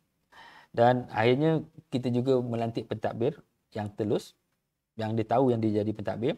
Dan kita ada dokumen-dokumen pesanan yang kukuh, pelantikan wasinya, wasiat sedekahnya, wasiat wakafnya, pesanan kepada warisnya, deklarasi hibahnya, surat keterangan yang ada buat dengan jelas dan dibuat dengan bantuan pakar. Dan kita juga meninggalkan dana tunai yang mencukupi untuk sara hidup waris, untuk melaksanakan wasiat, untuk membayar hutang dan juga untuk kos-kos berkaitan dengan kos urus pusaka. Okey. Jadi itulah tuan-tuan dan puan, kita dah sampai hampir ke penghujung. Okey. Bila kita sudah faham yang situasi yang saya tunjukkan tadi memang banyak ada dalam masyarakat kita, tetapi setiap situasi itu ada dua side. Kita boleh berdosa, kita boleh berpahala. Jadi kita dah diberitahu macam mana cara kita memastikan untuk situasi itu kita berpahala berganda-ganda untuk mengelakkan dosa multi level. Jadi kita perlu ambil tindakan. Dan kita perlu menerapkan mindset-mindset yang saya terangkan tadi. Jadi apakah tindakan yang kita boleh buat untuk tuan-tuan dan puan-puan sana yang masih tak berapa jelas? Mudah saja, kita tak pemudahkan. My Pusaka menyediakan khidmat nasihat percuma. Boleh jumpa dengan perunding kita dan boleh daftar untuk khidmat runding percuma. Okey. Dan kita ada dua jenis khidmat runding. Satu khidmat runding kalau kita nak merancang legasi kita. Kita hidup lagi. Kita nak pastikan apa dokumen yang kita buat, macam mana kita nak menyusun harta-harta kita, macam mana kita nak menambahkan harta kita, apakah hasrat-hasrat yang baik kita boleh buat, apa dokumentasi yang kita perlu buat. Okey, itu dinamakan perancangan legasi. Okey, bila kita buat perancangan legasi sebenarnya kita juga mengikut sunnah Nabi. Okey, kita daftar online. Lepas tu kita ada orang telefon, kita bagi fakta tentang diri kita. Nanti akan ada pegawai akan menetapkan masa untuk berjumpa dengan pakar. Jadi akan ada sesi pakar, boleh telefon saja, boleh ada video call dan sebagainya. Dan di situ perbincangan boleh menyatakan apakah hasrat, apa harta, apa struktur keluarga. Dan kita akan memberi cadangan apakah solusi-solusi yang sesuai. Ini salah ni. Untuk mula buat solusi yang sesuai. Okey. Dan terbalik. Okey. Untuk yang ni gambar lain, tajuk lain. Yang tadi sebenarnya untuk huruf pusaka. Okey, ini. Bila dah berbincang tu, baru kita tunjukkan apakah kaedah-kaedah yang terbaik untuk merancang legasi kita. Kita ni masih hidup. Okey, itu satu. Keduanya, kita ada dinamakan khidmat runding urus pusaka. Maksudnya kita waris. Ada ahli keluarga kita telah meninggal dunia, pusaka belum selesai ataupun separuh jalan sebagainya. Dan kita tak tahu. Sama juga, kita daftar online, kita beri fakta dan tetapkan masa untuk berjumpa dengan pakar. Bila cerita-cerita tentang apa yang berlaku dan akhirnya kita akan tunjukkan apakah proses-proses yang perlu dibuat untuk memastikan sampai ke penghujung ada kesudahan yang baik. Okey, itulah cara kita. Mudah. Berapa kena bayar? Untuk khidmat nasihat tadi percuma. Kemudian kita akan tunjukkan. Dan apabila menggunakan perkhidmatan kami pun tidaklah mahal, semuanya mampu dibayar, ya. Okey. Jadi kita ada, nanti kita akan hantar melalui email, ada link pengenalan dan perkhidmatan asas pusaka. Tuan-tuan bolehlah klik di situ, ada pelbagai maklumat tentang khidmat-khidmat pusaka. Dan paling yang saya sarankan untuk tuan-tuan yang berada di sini, macam saya kata tadi, jangan tangguh-tangguh untuk perancangan legasi. Dan kita memberi kaedah untuk memudahkan. Kita ada satu solusi dinamakan MyWasi. Okey, jangan tangguh-tangguh, boleh buat, hanya perlukan membayar RM50 dengan SST. Okey. Apa yang terkandung dalam MyWasi ni? Harganya RM50, SST RM53. Boleh daftar online. Perunding-perunding yang ada di sini juga boleh menghantar link masing-masing, dan yang si punya harta yang masih hidup ini boleh terus membuat pendaftaran secara online, membayar online. Setelah membayar tu, apa yang tuan-tuan dapat? Tuan-tuan akan dapat satu sertifikat pendaftaran wasi. Wasi pertama, wasi kedua. Dan si wasi itu juga akan dapat satu nota mengatakan dia telah dilantik, dan juga arahan-arahan apa yang perlu dibuat sekiranya yang pemilik harta tadi ataupun tuan yang melantik mereka sebagai wasi tadi meninggal dunia. Okey. Dan kita juga akan beri e-book rahsia perancangan legasi percuma. Okey. Akan mendapat 2 video, satu tentang ilmu faraid juga percuma, satu video tentang perancangan legasi percuma. Okey. Dan boleh kalau nak ambil solusi selanjutnya, kita ada pelbagai solusi. Okey. Boleh mengambil tanpa tambahan sebab kita dapat RM50, kita dapat voucher RM50. Ataupun kalau kita ada, setelah melihat video-video itu, kita faham dan kita tahu kita ada pusaka yang belum selesai, kita boleh daftar untuk khidmat pengurusan pusaka, dan dia akan dapat penjimatan RM100 dengan voucher yang kita beri. Jadi itulah tuan-tuan dan puan, hakikatnya kita sentiasa berada dalam perlumbaan antara mengumpul pahala ibadat, perlumbaan mengumpul harta, perlumbaan untuk membuat perancangan legasi dan kematian. Dan kalau boleh, kita jangan biarkan ajal kematian menang. Maksudnya, ajal sampai dulu sebelum kita sempat beramal ibadat, sempat kumpul pahala. Ajal sampai dulu sebelum kita sempat kumpul harta. Ajal sampai dulu sebelum kita sempat buat perancangan legasi. Jadi, untuk kumpul harta, kita ada kuasa untuk melaksanakannya. Untuk menambah pahala, kita ada kuasa untuk mendapatkannya. Untuk buat perancangan legasi, kita ada kuasa untuk melaksanakannya. Itu di bawah bidang kita. Ajal bukan bidang kita. Jadi, bila orang tanya, nak buat perancangan legasi bila, saya kata sebaik-baiknya 3 hari sebelum mati. Lepas tu dia tanya balik, mana tahu kita tak tahu mati bila. Kalau kita tak tahu bila kita mati, kita buat sekarang, jangan tangguh-tangguh. Jadi, nasihat saya kepada di luar sana yang masih belum membuat sebarang perancangan legasi, segeralah buat, sebab dengan perancangan legasi ini kita boleh pastikan kurangnya risiko kita, waris-waris kita berada dalam dosa multi level, dan kita boleh memastikan kita dan juga waris-waris kita boleh mendapat pahala yang berganda. Okey. Habis, tamat. Okey. Jadi saya ingatkan lagi, jangan lupa untuk memberi maklum balas, mengisi borang maklum balas. Dan sekiranya ada soalan, boleh bertanya sekarang. Saya buka forum ini untuk soal jawab. Boleh bertanya melalui teks. Ya, sekarang. Ya, saya ada tiga kedua soalan lah macam tu. Okey, Yang boleh. pertama, yang pertama, andai kata saya lah, saya diri saya ada harta dan saya nak bagi kepada orang yang tak ada kena-mengena dengan keluarga saya. Maknanya sahabat ke kan, yang mungkin dari situ saya nampak dia banyak tolong saya, banyak saya, banyak nasihat saya bagi dia harta saya sikit lah kat dia. Jadi imam begitu dia nak panggil macam mana? Okey, cara terbaik adalah dua. Kita boleh buat dua dokumen. Satu adalah dokumen pengisyarahan hibah, ataupun kita boleh buat dokumen surat ikatan amanah. Dan kedua-dua dokumen itu Mahpusaka boleh bantu buat. Itu dua cara yang terbaik untuk mewariskan harta kita kepada orang bukan waris. Dua dokumen itu, hibah dengan surat ikatan amanah. Okey, soalan kedua, apa dia? Soalan yang kedua, saya saya mendengarlah khabar, banyak dengar khabar.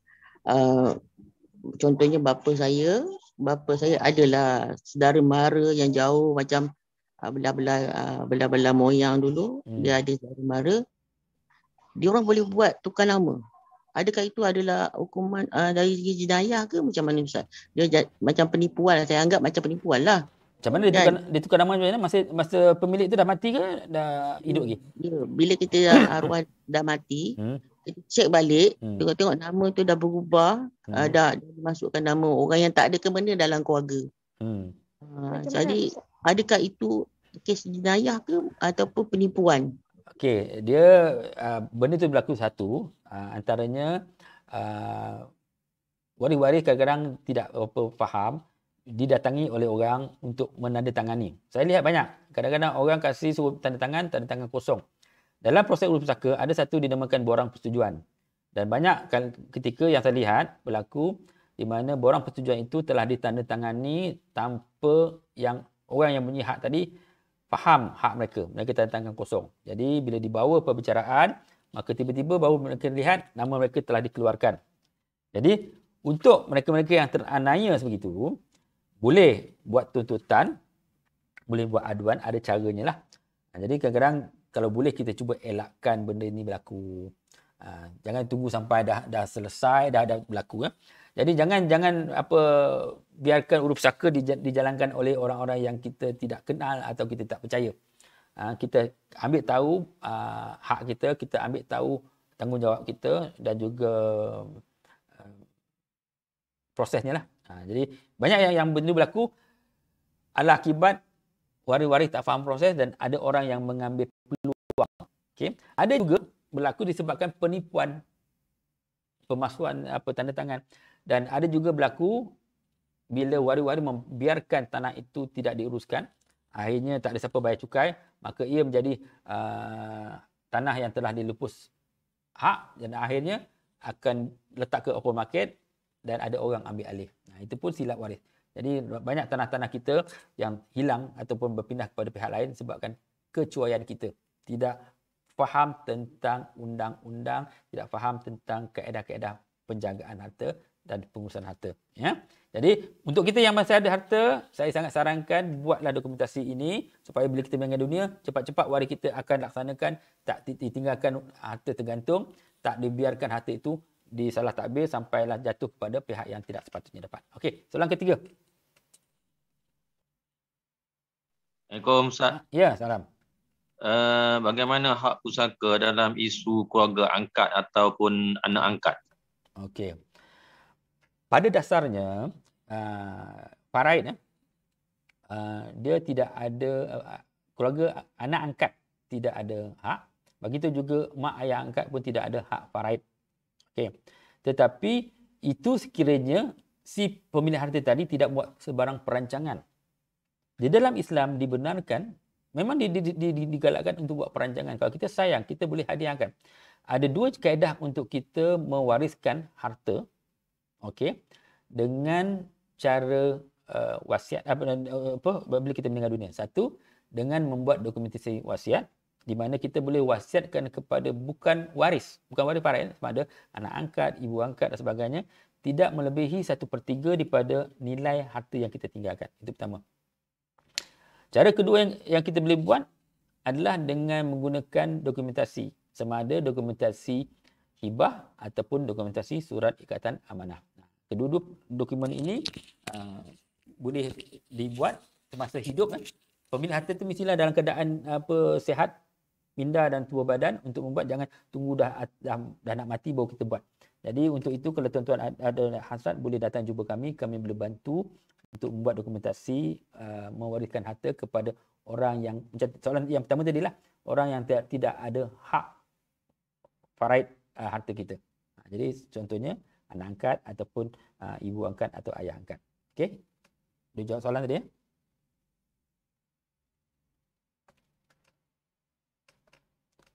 Okey, soalan lain?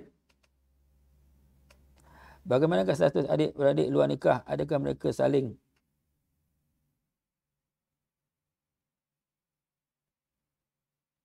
Okey, ini ada satu soalan tentang anak tak sah taraf. Kalau anak tak sah taraf, dia tetap mewarisi harta ibunya. Dia hanya tidak dapat mewarisi harta ayahnya. Okey, jadi kalau contohnya kita maklum yang anak kita, salah seorang anak kita adalah anak tak sah taraf, di mana dia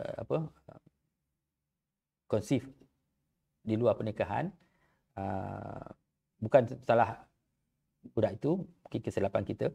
Jadi kita boleh buatlah sesuatu untuk terutamanya di pihak ayahnya untuk membuat dokumentasi supaya harta tetap sampai kepada anak yang tak sah taraf. Ya. Ini soalan daripada Yusuf. Okey, ada soalan lain boleh? Saya nak scroll tengok. Alah, kejapnya kelas ni nak buat macam mana? Nak sampai pukul apa? Okey. Assalamualaikum. Salam ya. Cuma saya nak dapatkan kepastian. Ustaz, harta pusaka ni akan dapat kepada pihak lelaki, waris lelaki lah, setelah wasiat dilaksanakan and then telah dibahagikan kepada waris yang macam perempuan, anak perempuan ataupun isteri mengikut kadar yang telah ditetapkan. Betul ke? Kurang tepat. Okey, pembagian pusaka sebelum sampai kepada waris ada 7 perkara yang kita lihat. Kalau harta itu yang telah dihibahkan, tolak dulu. Kalau harta itu arwah ni pegang sebagai amanah, tolak dulu. Ada kos ke bumi, kita bayar dulu. Ada hutang Allah, kita bayar dulu. Ada hutang manusia, kita bayar dulu. Ada tuntutan harta daripada pasangan, kita tolak dulu. Ada pelaksanaan wasiat kepada bukan waris kepada anak angkat sebagai, kita laksanakan dulu. Dah bahagi itu barulah jadi hak waris faraid, di mana pembahagian faraid pertama kita kena lihat semua waris itu siapakah golongan ashabul furud. Okey, golongan ashabul furud adalah ibu, ayah, isteri, suami, anak perempuan 2 orang. Itu golongan asabah. Laksanakan dulu. Lepas tu ada lebihan. Lebihan tu jatuh kepada asobah. Asobah ada 3 jenis. Satu asobah binafsi, maksudnya yang 3 asobah hanya lelaki. Contohnya anak lelaki saja yang tinggal. Dia tak ada anak perempuan, anak lelaki. Dia asobah lah. Okey. Dia tidak ada anak tetapi dia ada adik-beradik lelaki. Maka adik-beradik lelaki seorang tu jadi asobah binafsi. Okey. Tetapi kalau contohnya yang golongan asobah ni adalah golongan gabungan lelaki dengan perempuan. Dia ada anak lelaki dan perempuan. Maka mereka asobah di mana kadarnya lelaki 2 kali ganda perempuan. Ini golongan asobah. Tetapi kalau contohnya tak ada anak lelaki ataupun dia ada ayah dia menjadi asobah. Tetapi sekiranya tidak ada anak lelaki, tidak ada anak perempuan juga, dia ada juga golongan ada anak perempuan tetapi ada satu golongan dinamakan asobah ma'al khair. Ini kalau dia ada adik-beradik perempuan, dia akan menjadi berhabislah dia asobah. Jadi sangat penting untuk kita faham tentang sedikit tentang faraid. Kalau kita tak faham pun, kita boleh rujuk. Contohnya Maha Pusaka ada khidmat analisa faraid percuma. Tuan boleh datang pergi maklumkan, contohnya ada pusaka arwah. Maklumkan kepada kami, arwah meninggal, inilah yang waris ditinggalkan, dia ada ibu, ayah, anak sebagainya, dan kita boleh buat pengiraan. Sebab memang betul ramai yang salah anggap lelaki akan dapat habis. Bukan, tak mestinya begitu. Memang anak lelaki tidak ada dalam golongan ashabul furud, tidak ada hak fardu. Anak lelaki hanya berada dalam golongan asobah, sama ada asobah binafsi ataupun asobah bil khair. Jadi dan kadarnya kalau dah masuk dalam golongan lebihan asobah tadi, kadarnya 2 kali ganda daripada golongan perempuan. Okey. Jadi saya sangat sarankan sekiranya tuan ada isu tentang untuk kenal pasti siapa waris faraid dan apa bahagiannya, boleh hubungi kami. Kami ada perkhidmatan untuk membuat analisa faraid secara percuma. Okey, dia faham ya? Lagi satu Ustaz. Ya, saya. Contohlah, walaupun kita Malaysia ni dah ada macam Islam dah kembang lama, tapi masih ada suku-suku yang mengikut adat. Okey, contohnya sebagai macam adat pepatih, Negeri 9 kan. Okey. Bagaimana adat-adat ni boleh macam diserasikan mengikut syariat Islam? Okey. Untuk soalan itu, boleh pergi ke YouTube channel Maha Pusaka Official. Saya ada buat satu video tentang tanah adat. Okay. Pertama, di Negeri Sembilan, adat pepatih itu, dia berkesan hanya kepada tanah adat. Okey. Kalau meninggal dunia pun tetap hukum faraid. Kecuali waris-waris bermuafakat untuk memberi kepada perempuan. Tetapi tanah adat Negeri Sembilan ini berstatus tanah amanah. Okey. Tanah amanah asal usulnya adalah tanah milik keluarga, milik raja, yang mana raja telah mengamanahkan kepada rakyatnya dengan syarat. Okey. Tanah ini dikurniakan kepada rakyat-rakyat wanita pemegang amanah, dan apabila meninggal dunia jatuh pemegang amanah itu kepada wanita lain yang ikut syaratnya, dan apabila meninggal dunia kepada wanita lain. Maksudnya itu tanah amanah bersyarat. Bila tanah amanah bersyarat bukan milik orang yang dapat nama tu, dia hanya pemegang amanah. Dan bila pemegang amanah, macam saya kata tadi, kalau harta itu adalah harta amanah, kalau meninggal dunia bukan pusaka, maksudnya tidak tertakluk pada faraid. Jadi tanah amanah di Negeri Sembilan ini bukan semua. Dalam Negeri Sembilan tu, seluar-luar Negeri Sembilan tu hanya 2% saja tanah yang berstatus tanah adat, di mana tanah yang dianugerah oleh raja dululah. Dan tanah ini sebenarnya pada dasarnya tanah amanah dan ia tidak tertakluk pada faraid. Okey, sebab bukan tuan punya, bukan yang nama dalam geran, dia hanya pemegang amanah. Saya kata contohlah. Kalau kita bendahari persatuan, kita pegang duit persatuan 20,000. Walaupun kita bawa ke rumah kita, simpanan laci kita, kita meninggal dunia, duit itu bukan pusaka kita. Ia ialah amanah. Dalam tu kata, kalau bendahari mati, duit tu pulang balik pada bendahari baru. Jadi, waris akan pulang balik kepada bendahari baru. Sebab syaratnya segitu. Sama juga contohnya, kalau si ayah ni tadi, masa hidup, dia ada tanah, satu tanah. Anak dia ada 4. Dia nak tukar nama kepada 4 orang masa hidup, tak dibenarkan oleh pejabat tanah. Jadi, dia pun pergi pada abang sulung, abang, Ayah pindahkan tanah ni pada engkau, tapi engkau pemegang amanah bagi pihak engkau dan adik-beradik engkau sama rata. Dah tukar nama Abang Sulung mati. Keseluruhan tanah itu bukan pusaka dia, hanya hak dia saja. Jadi maksud sama lah. Selagi harta itu dipegang amanah, maka ia bukannya pusaka dan tidak tertakluk pada pembagian faraid. Jadi tanah-tanah adat Negeri Sembilan tidak melanggar hukum syarak sebab tanah adat adalah tanah amanah. Kalaupun tanah-tanah yang bukan tanah adat diputuskan untuk diberi pada perempuan, itu berdasarkan kepada pemufakatan waris. Contoh, macam keluarga saya, ada satu rumah, kami semua setuju untuk melepaskan hak kami masing-masing kepada saudara kandung perempuan kami. Sebab kami ada dapat harta-harta lain. Jadi, itu pemufakatan waris. Ya? Okay. Lagi, ada soalan lain? Ustaz, Assalamualaikum. Salam. Okey, saya nak tahu pasal kita ada buat loan peribadi. Bila loan peribadi kita mati, adakah loan tu langsai ataupun masih kita yang masih mati ni masih berhutang lagi? Macam itulah. Okay. Dan setahu saya masa isi borang mana-mana loan lah, dia akan ada insurans. Adakah itu dipanggil hutang piutang oleh arwah ni? Okey. Bagus soalan tu. Sekarang ni alhamdulillah banyak loan disertakan dengan insurans lah, takaful. Di mana sekiranya yang berhutang untuk meninggal dunia adalah dia punya takafulnya yang akan tolong bayarkan. Okey, bagus. Itu sepatutnya bagus. Tapi ada separuh instrumen hutang ni tidak menyediakan sebegitu. Jadi ada dua perkara. Kalau kita berhutang, sangat penting kita juga tahu kita ada harta yang cukup untuk membayar hutang kita kalau kita meninggal dunia. Itu sebabnya sangat penting, saya sangat sarankan, terutama sekali yang masih muda dan masih sihat, untuk setidak-tidaknya ada ambil skim polisi takaful hayat. Kadang bayar RM70, RM100 sebulan. Kalau skimnya meninggal dunia, adalah pampasan kematian RM100,000, RM200,000. Kenapa perlu ada itu? Sebab salah satu kegunaan pampasan takaful hayat adalah apa dinamakan debt cancellation. Penghapusan hutang. Jarang-jarang orang yang hidup kadang-kadang meninggal dunia ada duit RM10,000, RM15,000 cash.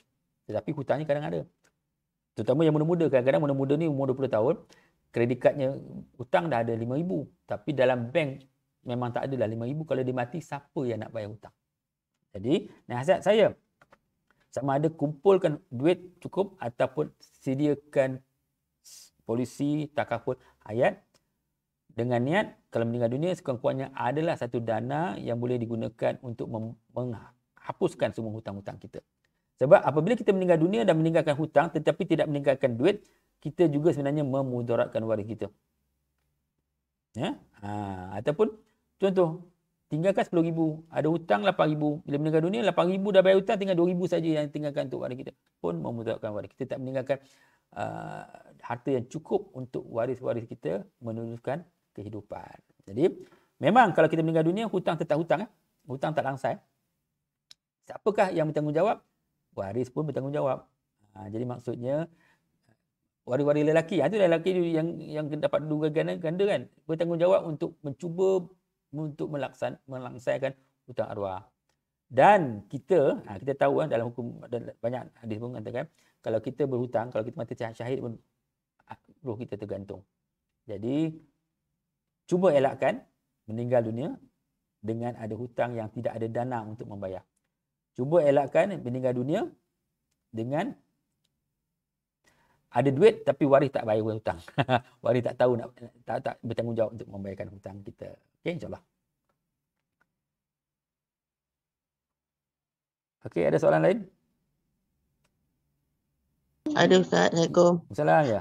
Ya, ada kes kawan saya lah. Dia semasa dia berumah tangga, si suami ni pernah macam menipu lah.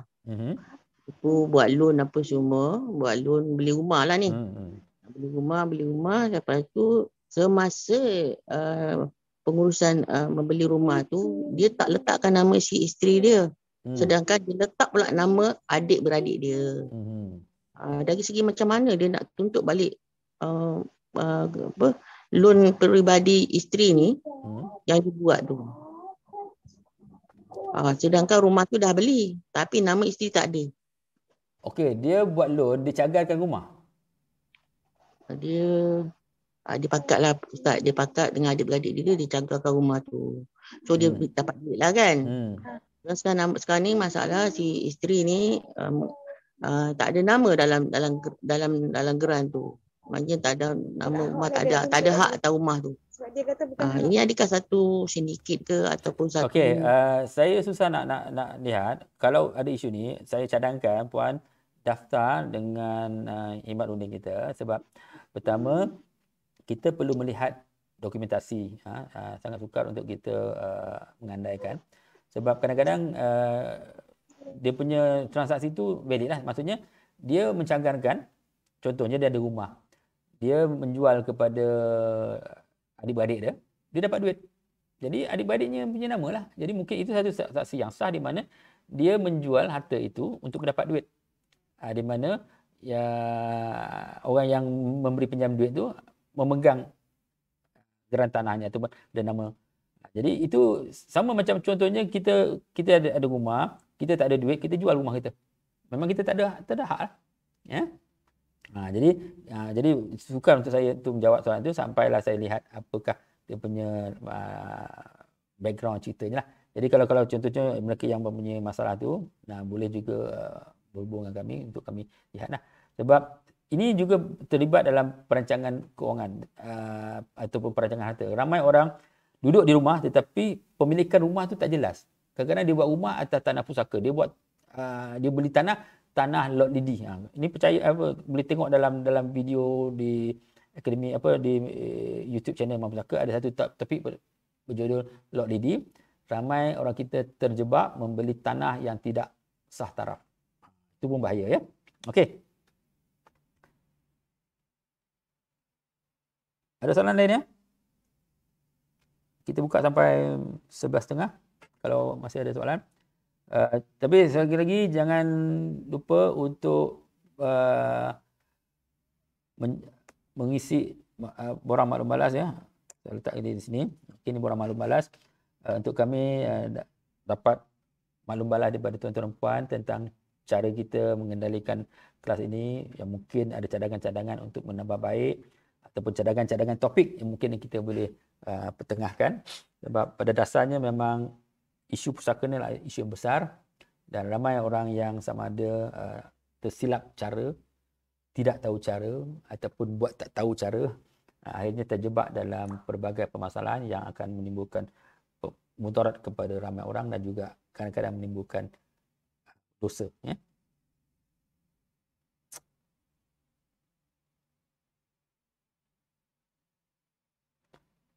Okey. Alhamdulillah. Seperti yang dijanjikan kelas kita sampai pukul 11 tetapi ini pun dah terlajak. InsyaAllah 2 minggu yang akan datang kita akan ada lagi kelas begini, topik kita fikir-fikirkan. Tapi jangan lupa My Pusaka setiap hari sepanjang Ramadan pada 12.3 suku 12.45 tu kita ada perkongsian daripada perunding-perunding kita tentang kisah-kisah benar dalam segmen kisah 12.3 suku. Kalau sebelum Ramadan itu segmen kita adalah 9 suku malam. Dan kalau mereka-mereka yang terlepas segmen-segmen itu bolehlah pergi ke FB page mypusaka.info. Terdapat semua rakaman-rakaman video-video kisah-kisah benar di situ. Dan juga kalau pergi ke YouTube channel My Pusaka Official pun ada, selain pada video-video itu ada juga video-video lain yang saya percaya boleh memberi kefahaman tambahan kepada tuan-tuan dan puan, dan daripada kefahaman tambahan itu boleh mengambil iktibar dan boleh menjadi sebab untuk tuan-tuan dan puan membuat tindakan yang lebih tepat dan betul. Okey. Jadi ilmu ni banyak dan kalau boleh kita sama-sama mendalami ilmu itu untuk mengelakkan diri kita daripada terjebak dalam permasalahan yang melibatkan harta pusaka. Okey.